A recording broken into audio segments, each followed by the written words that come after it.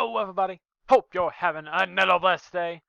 For today's video, I am going to be doing another Disney video, and I've been waiting to do these for so long, and I'm sure you guys been waiting too, but finally, we're going to get into ranking some rides at the Magic Kingdom, at the Hollywood Studios, at the Animal Kingdom, the Epcots, you name it. If it's at Disney World, we're going to be ranking it, okay? Now, you can kind of see a little bit of a spoiler on the screen right now what we're going to be doing today, and yes, today, we're going to be ranking the rides at Hollywood Studios, okay? Now, during my trip to Hollywood Studios, I was able to ride 9 different rides at Hollywood Studios, okay? So I'm going to ranking them, from starting at what I say is probably the worst or least enjoyable at number 9, and working my way all the way down to number 1, which would be the best ride, in my opinion, at Hollywood Studios. Now, I'm also going to be saying, I'm not going to be saying what are my personal favorites. I'm going to be saying what I think overall are the most worth it, or most, I guess, enjoyable rides out there, okay? So, with that in mind, let's get into it. Alright, starting off with number 9. You know, it's probably a no-brainer to all of you guys out there. You're probably going to expect this if you bid it yourself. It's going to be the Muppet Vision 3D, alright? Muppet Vision 3D is one of those nostalgic, classic rides, or quote-unquote rides, that you can actually do at Disney World. However, it's not really a ride. How it works is basically it goes in big old groups. You go into a huge auditorium, there's like the theater there. You sit in your seats, you get some 3D glasses, you know, kind of like Bug Slide, kind of like parallel of Carousel Progress. Missing my words with that one real quick. You know, those kind of rides. Alright, so you sit down, you watch about a 10 to 15 minute show of 3D, and then you head on out. Now, I will say right now, due to COVID restrictions, this can have about a 30 to 40 minute wait, okay? Because they can only let in small amounts of groups at a time to kind of social distance them. So, you know, what could have been like a quick, in every 20 to 25 minutes turned into an every 40 to 45 minute thing. So, one, it takes a long while, and it's not actually the quickest thing out there in the park right now. And you know what? It's not much of a thrill to go with it. If it had to rank it from like level 1, 2, and 3 as at the thrill factor there, this would be like 1.5, like 1 to like 0.5, something like that. It's pretty low. It's probably the lowest one out there, okay? And also, in my opinion, it's not a ride you feel like doing it multiple times, since you know it is just basically a TV show you're going to watch in 3D. Alright, so for that reason, it is number 9. Number 8. We got Star Tours, okay? This no one, you know, it's been around forever. I remember riding this ride out there. It was like the big ride like 15 years ago when I remember first riding it, and I was like 8, okay? And it hasn't really changed since then. How this ride basically works, and, you know, I would have got you some video on it, but they do say at the start of the ride, "Good evening, passengers. You are not allowed to record using the devices at all. No pictures, no recording. Thank you. Enjoy the ride." So, you know, we had that kind of spill off going there right now. So I couldn't really get any videos. No, I could have, but I don't want to break the rules out there. So that we kicked out of the park. But yeah, how it is, you come in, you take your seats, and it's kind of like one of those simulators that rocks your seat. Kind of like one of those 4D rides, basically, kind of thing. It kind of rocks you back and forth. I believe there's some of them you've seen at the malls. It kind of spins you around a little bit. This basically just tilts you forward, backwards, you know, that kind of spin. You know, but it is a pretty cool ride. But it ain't much really going with it. The story has not changed for the last 15 years, so you're not going to get like a different show get played. It's not going to be a different story, different characters. It's going to be the same one, you know. So, yeah, a lot of people don't go to it. I say do not get a fast pass for it at all. It's never over an hour wait, which is really good with it. And I say, you know, do it once, just so you say you've done it, and then, you know, you may do it one more time at most, but never do it more than 2 times, so you're probably really bored of it. Alright, so yeah. Number 8, Star Tours. On to number 7. Number 7. Before I tell you number 7, you know, you need to sit down, calm yourself, take a breather, because number 7 is going to be the Aerosmith Rock and Roller Coaster. Oh my god, I can hear you guys screaming at me right now. But let me give my reasons why it's number 7. You know, I'll say the 3rd worst or the 3rd not worth it right out there. There's multiple factors, and I'll just talk about the main 2, okay? The first one is going to be the wait.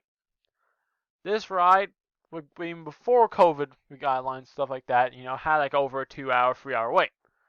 You know, you would think during COVID restrictions, when there's a limited capacity, it'll probably have the same amount of time, if not less. Well, that's not actually the case. When I was there during December, I actually had a 3-hour wait. Why, you may ask? Well, that's because of the second reason. The second reason being, it actually has, at least in my own experiences, a bad breakdown record. When I was there for my one day at Hollywood Studios, the ride actually broke down 3 separate occasions. Yes, I said again, 3 separate occasions. That's broken down. And the first time it broke down, your boy was about an hour and a half staying in the line, and he had to step out because that sucker was broken down for about the next 3 to 4 hours. And your boy is not going to stay in there in line holding my spot for 4 hours. Yeah, we got things to do. But I did eventually come back. I waited an additional 3 hours to ride the ride, and we got it done for you guys. Okay, so I can give my opinion on it. But I will say it is not worth it because there's a lot of stuff you can do for 3 to 4 hours that rides. Okay. And roller coasters that take up that much time, I would never say is worth it. Especially right now, there is no fast pass, so you can't even get fast passes for it. You gotta stay in the line of every other single person. This line was so long when I was at Hollywood Studios, I was almost backed up to the entrance. Yes, I mean the entrance of the park when you walk through the gates. I had to walk all the way back down the canals. If you've been there, you know the pathway. If not, Google it, what the entrance is compared to Aerosmith Rock and Roller Coaster. That's where the line started for this thing. Right, and that's even after 10:30, right? The park opened about 8, so within 2 hours or 2 hours after that, it was packed. So if you want to do it right now, I'll say, yeah, it has to be one of your first rides. A lot of the rides that we're talking about needs to be that first ride. You ain't never going to get on there, okay? Unless you want to wait that 3 hours. So, again, due to how long the ride is and to its, my opinion, terrible breakdown record, it's going to be number 7. Let's go on to number 6. Number 6, no big shocker to you guys probably, the Tower of Terror. Okay, in my opinion, before Rise of Resistance, this was the most sought after ride in Hollywood Studios, and for good reasons. It is a very good ride. Along with Rock and Roller Coaster, if we had to put it on like the thrill factor, 1, 2, and 3, both of those rides will be the only number 3s in the park for sure. There was so much thrills going on with this one. How this one is basically your extreme version of like the tower drops. How it works, you see the little windows down there on the side of like the big old tower. As you go up, they open up. You get to see the whole park, which is beautiful. And while you're taking in those sights, you're like, oh my gosh, this is so. If you can even pronounce another word, it just drops you like a rock in the sky. You just fall down so quick. When I first did it, and this actually was my first time doing it, I never did a tower drop actually ever in my life. But you know what? I want to get the experience to talk to you guys about that. So I did it. And on my first drop, I spent the rest of that like 1 hour with multiple drops trying to figure out which level of the tower my lungs were. I lost them, okay? I lost them. I'm like, yeah, I couldn't breathe. Which is pretty cool. But the big thing that kills me on this ride, even during COVID restrictions, had a 4-hour wait. Yeah, it's a 4-hour wait, and it will probably still have a 4-hour wait until, I guess, Rise of Resistance comes open to everybody, which I'll talk about that when we get to that. But yeah, 4-hour wait. So because of that reason, because, when you arrive, I would say you get there at 9 o'clock at most people, you spend 4 hours, that's almost half your time at the park for a lot of people. So do you want to waste half your time at a Disney park, which is very expensive, sitting in line and standing there not doing anything else but standing there and every couple seconds shuffling your feet forward for half a day? Yeah. It wasn't the greatest. I wasn't happy about that, but I did love the ride when Adventure got on it. So for that reason, it's number 6. On to number 5. Number 5. We got Slinky Dog Dash. I'll say this is our first level 2 thrill factor. It is basically, if you cannot think you can handle the Aerosmith Rock and Roller Coaster Tower of Terror, then this is probably going to be the roller coaster for you. Yes, it is a roller coaster. You can see all the zips and the turns. It has a decent speed, but it doesn't have those crazy drops. It's not going to have you feeling like the 4Gs. It's a very enjoyable ride. Alright, now I'm going to talk about the reasons why it's number 5, not any higher and not any lower. When I got there, this was actually the second ride we did. Okay? And even though the second ride we did in the morning, it's only had about a half-hour wait, which is very enjoyable. And throughout the day, I don't think I ever saw it get above it never got above 2 hours, basically, which is, I say, if anything over 2 hours, that's a killer, okay? That's kind of a killer for me. I feel like it's a killer for other people, too, because I feel like a lot of people, they soon they see over a 2-hour wait, they're like, let's go find something else to do. And, Tiffany and they'll ride those kind of rides. So, yeah, it's only over 2 hours rides. But the thing, and you've probably heard it from the news, especially when it first came out, this ride can definitely break down. Personally, for us, when we was there, the day was there, it did not break down. But one of the other days was at a different park, we did hear multiple times how it did break down. The most notorious thing about this ride is that when it first came out, Slinky Dog's big old noggin seemed to be freaking be popping off. That would terrify me as a ride. You're on a roller coaster and then the whole front of your roller coaster car just breaks off and falls off to the side. Yeah, that kind of would have spooked me, okay? So, yeah, I'll put it number 5. And because, it's not the worst way. If you go early in the morning, like a lot of the other rides, you'll be great. Even if you don't have to get the most early, about 9, 9:30, you still have probably less than an hour wait, which is awesome to see in a roller coaster. But it does have a tendency to break down every once in a while. I'll say a couple times in a week, it does break down, all right? So for that reason, it is number 5, and, that's a reason for a lot of them. A lot of these rides break down. But, with that, I feel like that's going to be kind of the end of talking about why some of these rides are low because they break down. No, that's the end of that. Let's get into some more reasons. And it's time for number 4. We're going to hop across the side of the street from Slinky Dog Dash and talk about Toy Story Mania, which I cannot understand why people apparently do not like this ride anymore. I say that because when I was there for the entire day, from freaking 8 o'clock in the morning to about 8 p.m. at night for the whole 12-hour span, I never saw this ride get over 30-minute wait, which is awesome. Any ride that's under 30 minutes works for me, and I'll say this is one of the best rides because it has so much re-rideability. Mainly being, it's not somebody who's going to sit there and do the same thing over and over again. It's not like one of those rides that doesn't have any frills, like Muppet Vision, no frills, same story. Oh, ready to bring it back. What am I doing? Misclicking all here like that. But yeah, it has replayability because one, you can go up against multiple parts of your family. You get to see how high you can go. Try and improve your score because, there are some tips and tricks I did not know about. Apparently, there's some certain shapes. I think like triangles will warp like way more than squares and circles, something like that.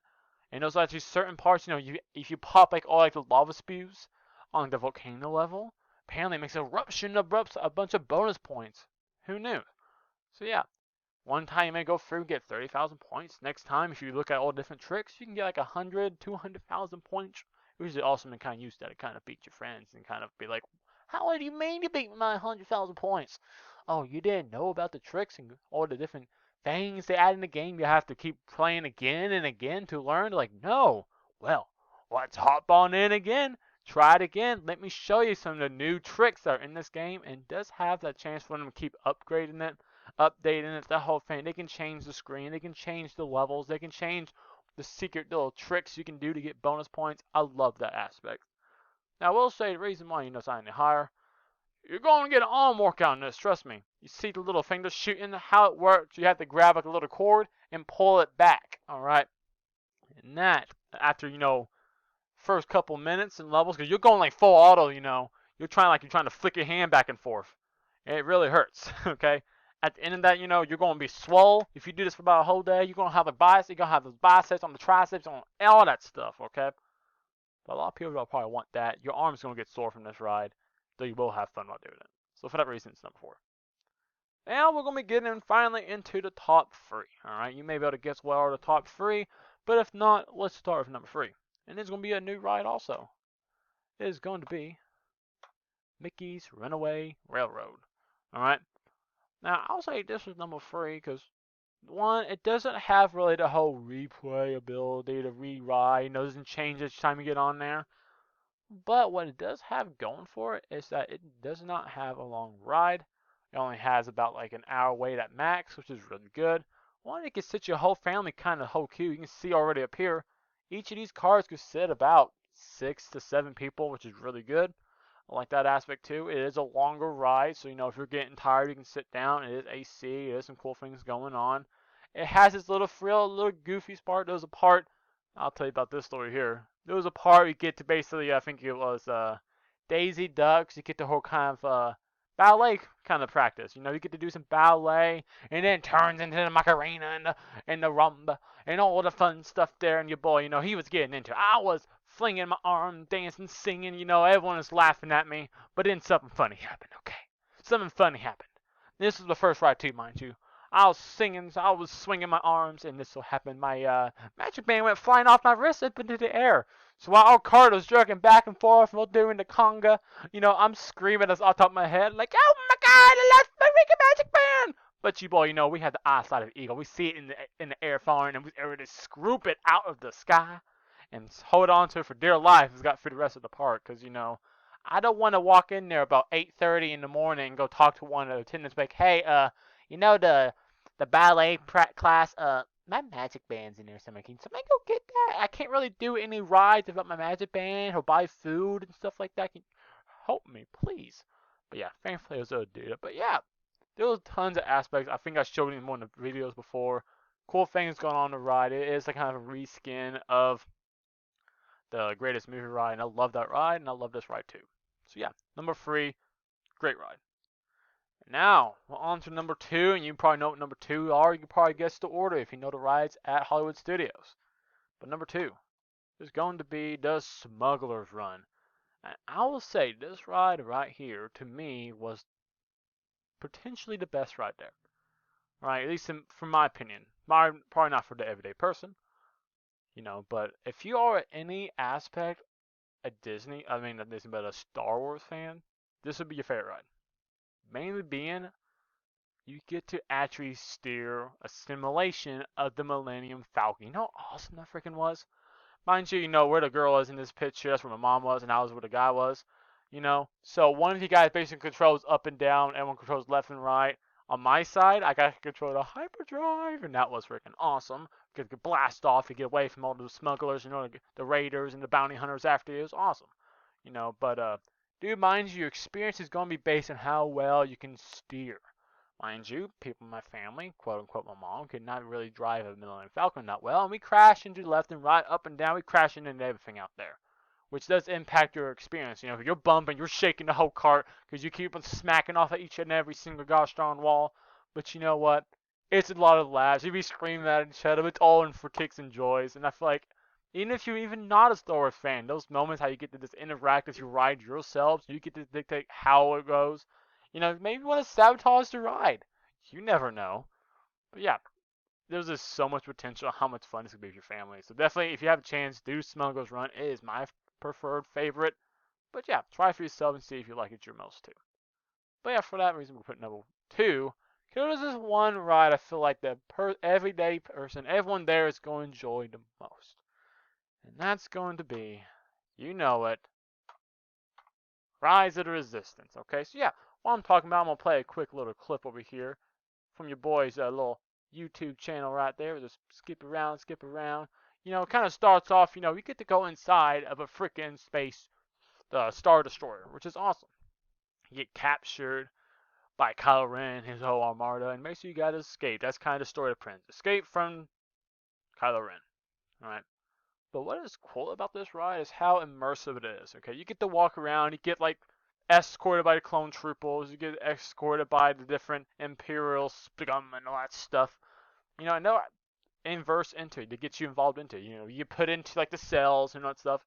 And as a fan, that's really cool. You get to act like you're actually a rebel. And then all those different parts are interacting around you. That was amazing. Favorite part is definitely going to be when we get to the whole AT-AT area, which is right here on the ride. That was cool. Alright. Things are shooting around you, things are exploding, things are loud and in your face. We got Mr. No storyline over there trying to help you escape. But you know what? We appreciate it. But I'm gonna say, yeah, this is probably the best ride. And definitely the best ride because it's actually the only ride that you have to order your tickets still in advance. Because they only give out a limited number of spots each day. Even now, one of my friends who was there, I think 2 days ago, he actually could not get his tickets for the ride that morning. He had to try again in the afternoon because if you don't order them by 7 o'clock, and they do start releasing them at 7 o'clock each day, you will not be able to get on. He'll try again until I think 12 o'clock or noon. Alright. And that's mainly because, it's so popular right now for everybody that I think maybe on the first times it did it, it had a ridiculous wait time. So they kind of brought it back to this kind of form of how you have to pre-order your tickets and your pass, basically. Now, I will say, if they do eventually open this up, which they will eventually, that you can wait in line, who will be dreading it? This will be probably drop down more on the list, because, yeah, when you have to wait, I'm going to guess it's going to have a 5 to 6 hour wait. No kidding. 5 to 6 hour wait guaranteed when it starts opening like that again. So it's going to drop on the list because of that. It'll be probably mid tier because, you know, you want to literally spend over half your day in line. I don't. But yeah, right now, since you can guarantee your spot, if you're quick on the sticks and quick on your phone to scroll through and reserve your pass, put number 1. So yeah, that's going to do it for a good old land, Hollywood Studios. All right, and hope you enjoyed my list. I'll go through it real quickly. Number 9, we had Muppet Vision, and then we went all the way down to number 1, which is Rise of Resistance. Yeah, most people will not be surprised. It's a very good ride. But now, since we did Hollywood Studios, let me show you what we're going to do for the next one. We did Hollywood Studios, and on day 2, we are going to be going and talking about, ready for it? Magic Kingdom. So yeah, the next video we're talking about is the Magic Kingdom rides, which last I checked is a ton of gosh darn rides. I think there is like 23, 24 different rides we rode on that day, or at least the 2 days we spent at Magic Kingdom. So yeah, it's going to be a lot longer than this video, so definitely sit back, relax, and enjoy it when it does drop on the channel. Alright, now with that, that's going to do it for today's video, and I hope you guys enjoyed. And if you did, please leave a like on the video, subscribe to my channel if you haven't already. It guys helps you support me and helps me make more videos for you to enjoy. And also, go down in the comment section, tell me what your own favorite rides at Hollywood Studios are. Put them in order, talk about why you like them. I'd love to hear and kind of chat with you on your own opinions about Hollywood Studios. Now with that, you know what time it is for me to say, I hope the rest of the week is blessed, and I hope to see you again in the next video. And with that, I'm out.